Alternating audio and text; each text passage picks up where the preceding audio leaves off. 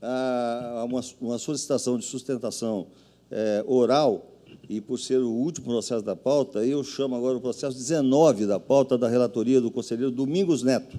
Obrigado, senhor presidente. Trata-se de recursos ordinários interpostos individualmente pelos senhores Ciro Rodolfo Pinto de Arruda, Siqueira Gonçalves, Marco Aurélio Bertúlio das Neves, Eduardo Luiz Conceição Bermudes, José Marcos dos Santos da Silva e pelo Ministério Público de Contas, por meio do Procurador de Contas, Dr. William de Almeida Brito Júnior, contra as partes do Acórdão 320/2017, cujo teor julgou regulares, com recomendações e determinações legais, as contas anuais de gestão do exercício de 2015 do Fundo Estadual de Saúde, aplicou multas e restituições de valores aos responsáveis. A unidade técnica pronunciou-se pelo provimento dos recursos interpostos pelos senhores Ciro Rodolfo, Marco Aurélio Bertúlio e pelo provimento parcial dos recursos interpostos pelo Ministério Público de Contas e Eduardo Luiz Conceição Bermudes. O Ministério Público de Contas opinou pelo provimento do recurso interposto pelo senhor Ciro Rodolfo Pinto de Arruda Gonçalves, provimento parcial dos recursos interpostos pelos senhores Eduardo Luiz Conceição Bermudes e Marco Aurélio Bertúlio das Neves, e não provimento do recurso interposto pelo senhor José Marcos dos Santos Silva. É a síntese do relatório, senhor presidente. Em discussão? Na discussão, nós temos aí o requerimento do doutor Gustavo Vitorato para fazer a sustentação oral. O senhoria dispõe de 15 minutos.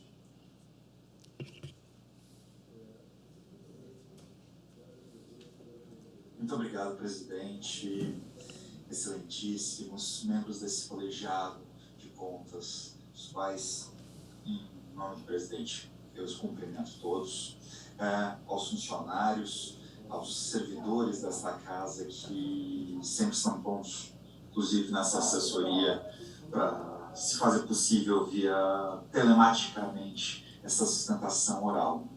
Inclusive, eu agradeço a todos.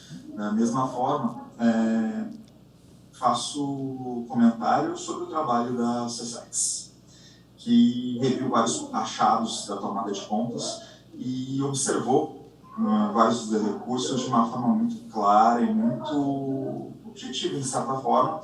Obviamente, com uma certa distonia, nós entendemos, alguns entendimentos, mas, de qualquer forma, não retira o mérito do trabalho dos mesmos. No caso, como foi já relatado pelo conselheiro, pelo excelentíssimo conselheiro, nesse caso, as contas foram aprovadas com ressalvas e houve aplicação de sanções, inclusive de condenação.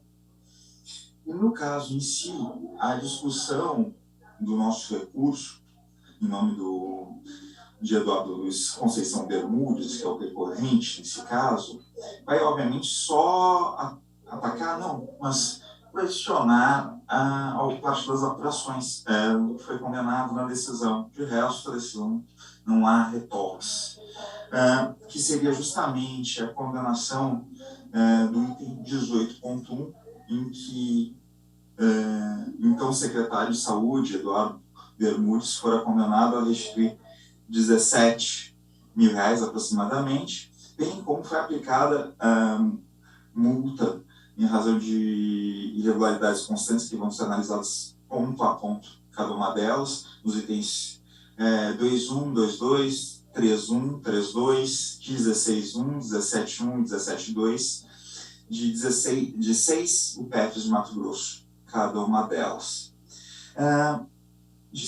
E bem como vamos colocar um questionamento quanto ao recurso o ordinário feito pelo Ministério Público de Contas, que nós entendemos ter alguns equívocos que devem ser bem melhor esclarecidos e que tendem a atacar, buscar um agravamento da situação do recorrente, Eduardo Luiz Bermudes. A primeira situação, eu gostaria muito já de, em homenagem, já a SESEX me remeteu ao documento 3101 de 2018 da SESEX, que justamente analisou também o recurso apresentado por nós, e que, de certa forma, apresentou e permitiu que nós fizéssemos algumas apresentações e confrontações aqui, principalmente quanto às sanções indicadas nos itens da decisão 21, 22, 31 e 32, que basicamente são acusações, são achados quanto à suposta irregular dispensa de licitação e vício de processos licitatórios na contratação da RV Imola e G2 Produtos Médicos Hospitalares. A primeira seria quanto à questão de manutenção da farmácia da SES, lá pelos idos de 2015, bem como de saquinhos para transfusão de sangue. Basicamente, os dois casos são iguais, foram tratados de uma forma muito clara pela SESEX. O que acontece? Um fato que deve ser observado. O recorrente tomou posse no dia 5/10/2015.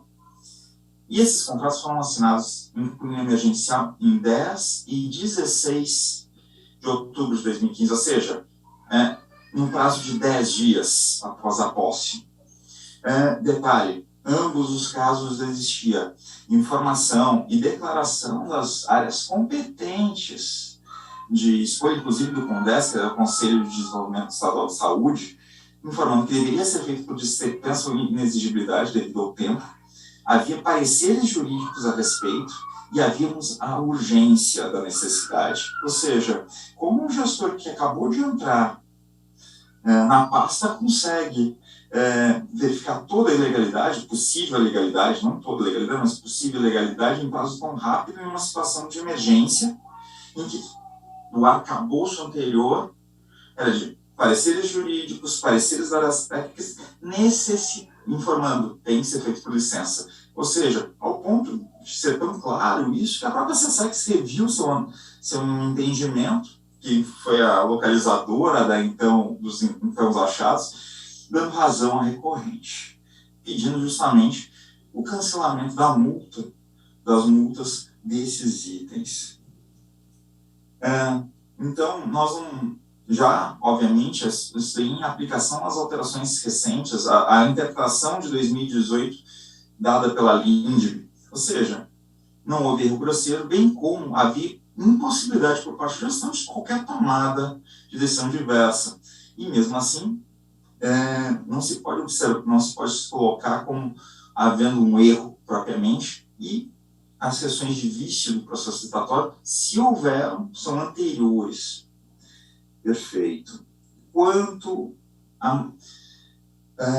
aos itens, ao item 16 da decisão, que foi imposta a multa ao recorrente justamente por indicação de que não teria sido observado as regras de prestação de recorrentes do contrato de gestão ou termo de parceria celebrado juntos a entidades, organizações sociais e sociedade civil de interesse público. No caso, foram justamente a acusação de ausência de providência por parte da Secretaria do Estado em fiscalizar efetiva e regularmente a aplicação de recursos repassados ao Hospital de Sorriso, geridos então pela então interventora Rejane Podrich Zen. Nesse caso, novamente, a gente deve se observar o seguinte: o próprio, então, recorrente, que tomou posse no dia 5/10/2015, ele tomou posse e foi justamente aquele que buscou a regularidade desse contrato e regularidade das fiscalizações. O voto condutor, qual é questionado pelo nosso recurso, ele trabalha de uma forma vaga, somente se remetendo ao então relatório da SESEX. Isso aí, na tomada de contas, lá em 2015, 2016.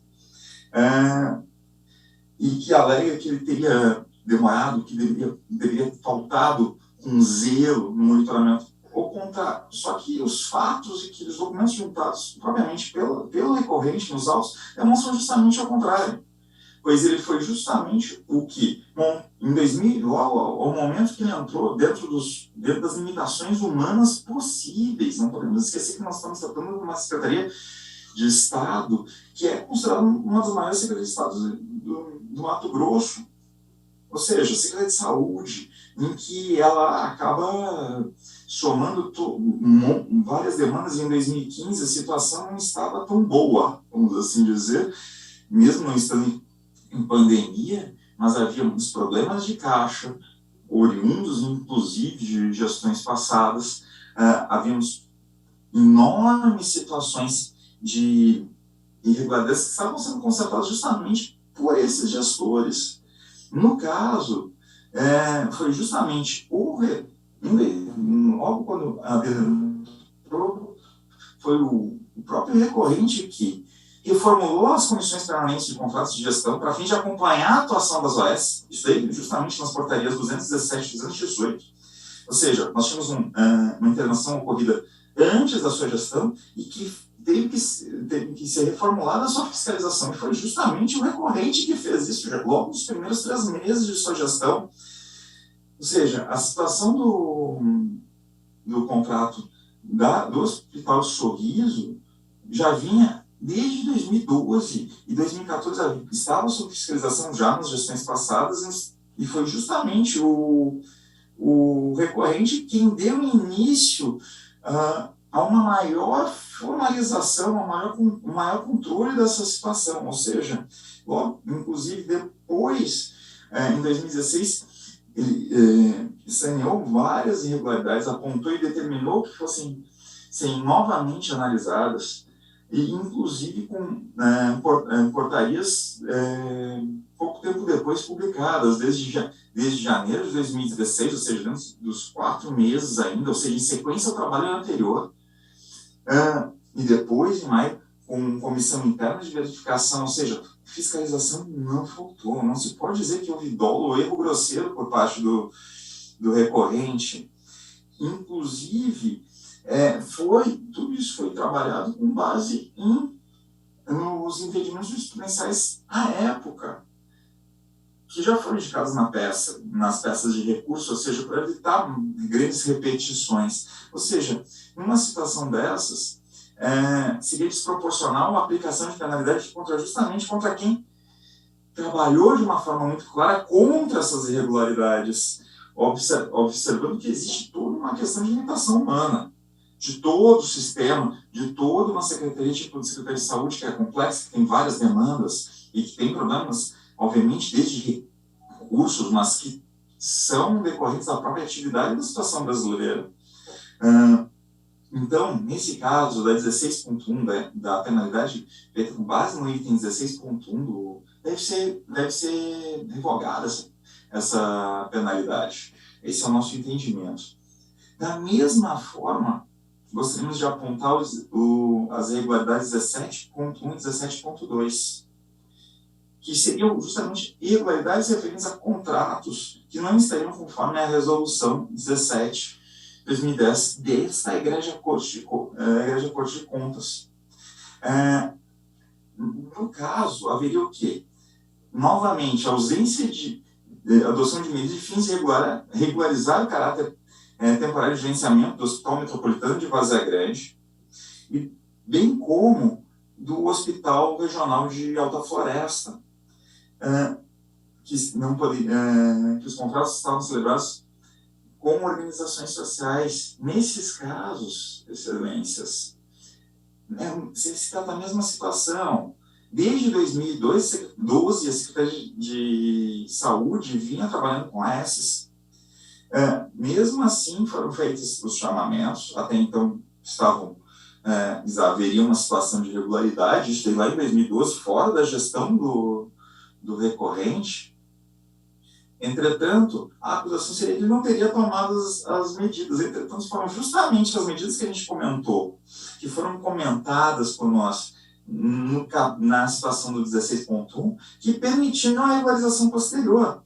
E, neste caso, havia também uma orientação clara da PGE, ou seja, que foram feitas as portarias posteriores, buscaram a solução, as ações posteriores, inclusive sob a orientação da PGE, que atua dentro dos parâmetros da administração pública, plenamente dentro da legalidade. Não se pode dizer que o gestor, então, o Eduardo Bermudes, havia titubeado ou não havia buscado soluções, bem pelo contrário, entretanto, dentro das limitações existentes na época, dentro da legalidade, ele literalmente tomou todas as providências. Isso aí ficou bem comprovado nos autos. Doutor Gustavo, alerto Vossa Senhoria que tem 1 minuto e meio para poder concluir. Já estou finalizando, presidente. Muito obrigado. Já estou finalizando, obrigado. Quanto ao 18.1, se trataria de responsabilidade, a condenação justamente de R$17 mil aproximadamente, por atrasos em contas de luz. Entretanto, a própria SESEC informa que é impossível, posteriormente, a análise do nosso recurso, foi impossível fazer qualquer verificação se houve ou não responsabilidade, porque havia um responsável à época pelos pagamentos de contas, havia problemas orçamentários financeiros de caixa, bem como a própria SESEC não enumerou quais foram as unidades, ou seja, tornando impossível a defesa. E observando que existe a via responsável por esse controle dentro dos hospitais regionais quanto às contas, com água e luz, sem informar exatamente qual foi o período de responsabilidade de cada um deles, simplesmente pela atribuição da conta e não pelo atraso. Ou seja, haveria também, novamente, a SESEC pediu pelo cancelamento dessa condenação, justamente porque se trata de responsabilidade de terceiros dentro da organização, não era possível uma verificação total, não foi trazida uma verificação a respeito de forma cabível, bem como existia um problema orçamentário financeiro. Ou seja, havia problemas no parecer técnico que a própria SESEC reconhece. Então, nesse caso também, queremos. Quanto ao recurso ordinário do Ministério Público, ele pede a aplicação de quanto nos itens 8, trata da gestão do recorrente. Basta verificar que no próprio recurso do Ministério Público se trata da administração irresponsável de José Marcos Santos Silva, na época.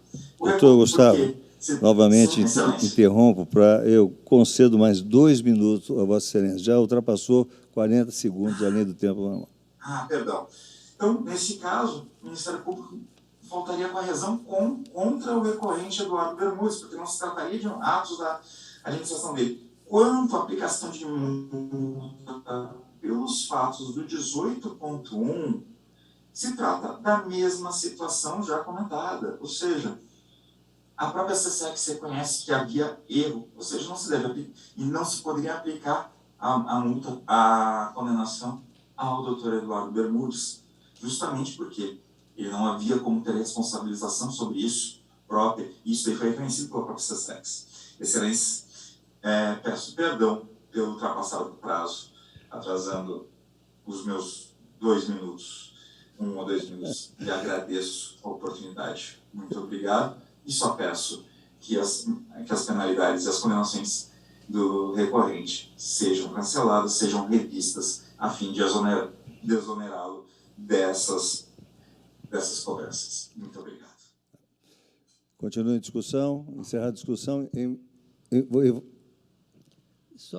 discussão, conselheiro Valdir Teis. Só fazer um registro. O doutor Gustavo Vettorato é filho do saudoso Clóvis Vettorato. Poxa. Grande secretário que nós tivemos o prazer de trabalhar juntos no governo Noblar Omagem em 2003, até a sua passagem para outra dimensão. Mas tem pedigree. Parabéns, doutor Gustavo. Parabéns. Sucesso aí. Obrigado, conselheiro. Também tive o prazer de gozar da amizade do vosso pai. Pegar carona, presidente, também com a palavra, conselheiro Valdir, conselheiro Antônio Joaquim. Pegar carona e registrar aqui, que eu não conheço, não conhecia, até porque nunca saberia, né? Mas eu tive um prazer grande conviver com o seu pai, um ser humano fantástico. Meus cumprimentos pelo pai. Encerrada a discussão, com a palavra o conselheiro Domingos Neto, em votação. Obrigado, senhor presidente. Da mesma forma, agradeço a participação do senhor Gustavo Vettorato. Informo que os argumentos da defesa estão contemplados no voto.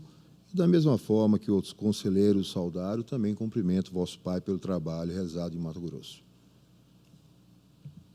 Igualmente, ao Ministério Público de Contas, senhor presidente, compreendo que são precedentes os fundamentos apresentados pelo senhor Ciro Rodolfo Pinto de Arruda Gonçalves, pois a determinação que foi imposta à Controladoria Geral do Estado para instaurar tomada de contas especiais deveria ter sido direcionada ao órgão da administração pública envolvido no caso concreto, sem a participação dos representantes do controle interno, que emitem parecer ao final do procedimento.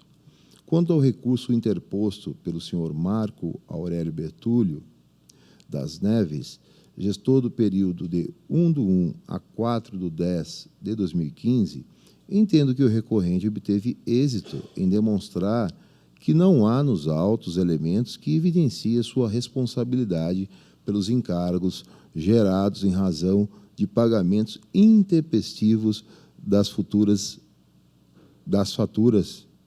de energia elétrica e telefonia. Portanto, ao meu ver, a restituição que lhe foi imposta pelo item 18.1 deve ser excluída. Os fundamentos recursais apresentados pelo senhor José Marcos dos Santos da Silva, interventor, na ocasião, do Hospital Regional de Alta Floresta, também merecem ser acatados. Isso porque os pagamentos questionados foram realizados de acordo com a cláusula contida no contrato que estava vigente, firmado em 2012, ou seja, antes da sua gestão. Logo, seria desproporcional exigir que, nos primeiros meses da intervenção, realizasse conduta diversa, principalmente porque a prestação do serviço era essencial para a manutenção do hospital. Posto isso, verifico que deve ser afastada a irregularidade 8.1, bem como a determinação de restituição. Quanto ao recurso interposto pelo senhor Eduardo Luiz Conceição Bermudes, gestor do período 5/10 a 31/12 de 2015, a meu ver, as multas de 6 UPFs aplicadas pelas irregularidades 2.1, 2.2, 3.1 e 3.2, que narram contratações irregulares oriundas de dispensas de licitação, devem ser excluídas, visto que ficou configurado que os atos questionados tiveram início e foram praticamente concluídos no momento anterior ao seu ingresso no cargo e, quando assumiu a gestão, não lhe restou outra alternativa a não ser assinar outros instrumentos contratuais. De maneira idêntica, compreendo que deve ser excluída a multa que lhe foi aplicada pela irregularidade 16.1, tendo em vista que a instrução dos autos não deixou claro quem detinha a competência para fiscalizar e regular a aplicação dos recursos repassados ao Hospital Regional de Sorriso. Ademais, o recorrente comprovou que não permaneceu inerte perante a omissão narrada, na medida em que instaurou o processo administrativo para investigação. No que tange às multas atribuídas em razão dos itens 17.1 e 17.2, apesar de reconhecer que as intervenções em hospitais perduram muito mais tempo do que foi estipulado nos atos normativos que as decretaram, verifico que é desproporcional sancionar o recorrente por uma situação tão complexa, sobretudo porque tais irregularidades abrangem outros exercícios e ele assumiu a gestão somente em outubro de 2015, o que corresponde a apenas 3 meses do período que engloba as contas em questão. Por isso, ao meu ver, as multas devem ser excluídas. A respeito da irregularidade 18.1, adoto as razões já expostas na análise do recurso do senhor Marco Aurélio Bertúlio das Neves, para também afastar a sua responsabilidade. Com referência ao recurso interposto pelo Ministério Público de Contas, no meu entendimento, estão prejudicados os pedidos para aplicação de multas proporcionais aos danos identificados, pois os fatos relacionados às irregularidades foram objeto dos recursos narrados anteriormente.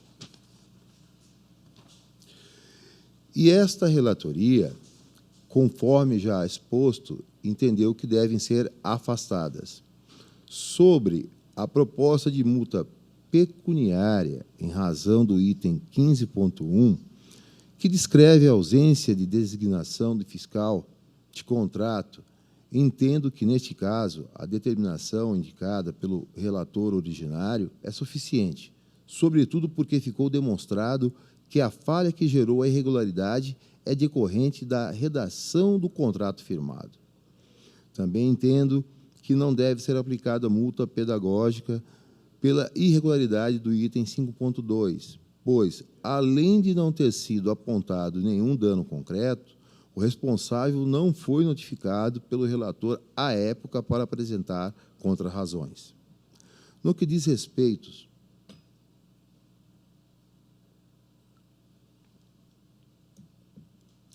aos argumentos para que seja restituído o valor de R$ 995,98 e aplicada a multa em razão do referido dano, refere ao item 6.3. Verifico que os gastos identificados ocorreram de forma excepcional e, além disso, conforme consta no voto integral, é possível que tenham sido realizados com o objetivo de promover a humanização no ambiente de trabalho. Assim, com base nos princípios da razoabilidade e proporcionalidade, entendo que merece ser mantido o posicionamento do relator que afastou a irregularidade. Por fim, convém ressaltar que está prejudicada a proposição de instaurar tomada de contas ordinária em relação à irregularidade 21.1, tendo em vista o prazo prescricional para a pretensão punitiva desse tribunal. Diante do exposto, senhor presidente, acolho em parte o parecer ministerial e voto pelo provimento dos recursos ordinários interpostos pelos senhores Ciro Rodolfo Pinto de Arruda Gonçalves, Marco Aurélio Bertúlio das Neves, José Marcos dos Santos da Silva e Eduardo Luiz Conceição Bermudes, e pelo não provimento do recurso ordinário interposto pelo Ministério Público de Contas. É a síntese do voto, senhor presidente. Os senhores conselheiros que votam de acordo com o voto do conselheiro relator permaneçam em silêncio. Aprovado por unanimidade. Processo 5.079, dígito 2, 2015, relator, conselheiro Domingos Neto, acórdão 241 de 2022, resumo de ementa, Fundo Estadual de Saúde, contas anuais de gestão, recursos ordinários, provimento para afastar, determinação de instalação de tomada de conta especial, excluir determinações de restituições